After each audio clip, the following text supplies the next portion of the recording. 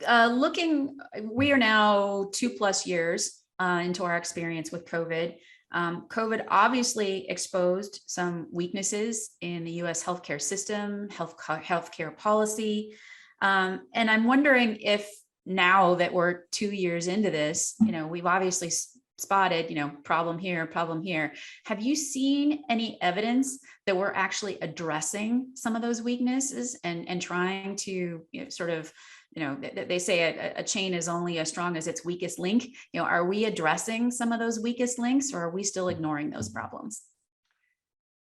Yes and no. I think that we are at now talking about some things that we haven't been talking about, multi-generational inequities and racism that have put people at increased risk for COVID-19. I think we're talking about more than we used to. And that's important. That's got to be the first step towards making changes, but those are going to need to be some very systemic, large changes in our system. I think we now recognize that disbanding the public health preparedness group in the United States that's looking for outbreaks and predicting them before they happen was a very bad decision. And we are living with that. And so I don't think we'll see that happen again. I also think we can be very clear that our public health infrastructure was woefully underfunded, woefully understaffed, and we cannot let that happen. In healthcare, you talk about prevention being a way to save money. If you do more things early, you will spend less money later, and people will be healthier and more productive in society. We can even take a step further than that and say public health is even a precursor to individual preventive medicine. And so that public health infrastructure is critical to keep us all safe and keep us all healthy and keep us all able to be employed in part of the economy in the United States to take it back to money. And I really think we'll see a better investment in that.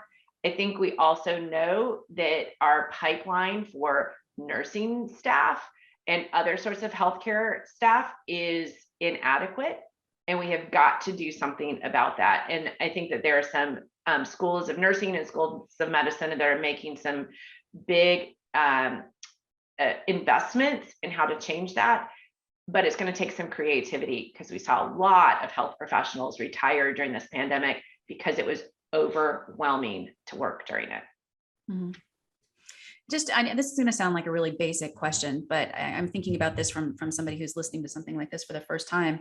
We talk about national healthcare system versus a public healthcare system nationally. Can you differentiate a little bit between, because I think people sometimes when you hear people like you talking about we need to invest more in public health system, they think, oh my gosh, they're trying to nationalize, the US healthcare system and take away my private health insurance. That's not what we're talking about here, correct? No, that's not it at all.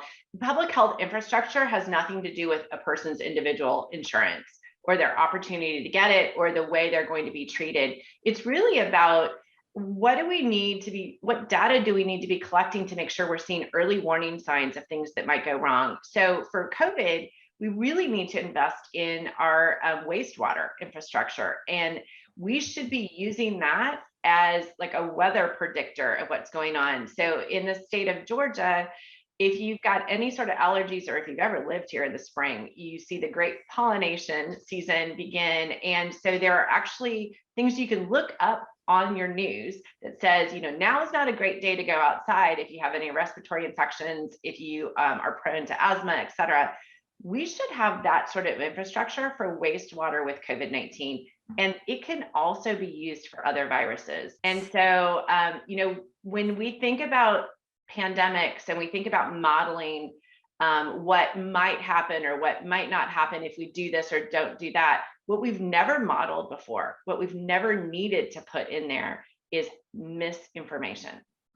And that has been a remarkable predictor of superiorly bad outcomes in this pandemic. And I don't know how you model that, but apparently we need to.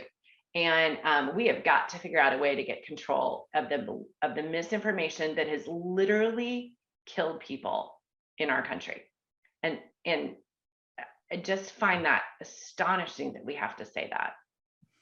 I will really say that I is. agree with that. As a former public health person, I agree with that 100% because when we did our simulations, pandemic simulations, we never actually planned for that. And I think that's a huge lesson coming out of this pandemic.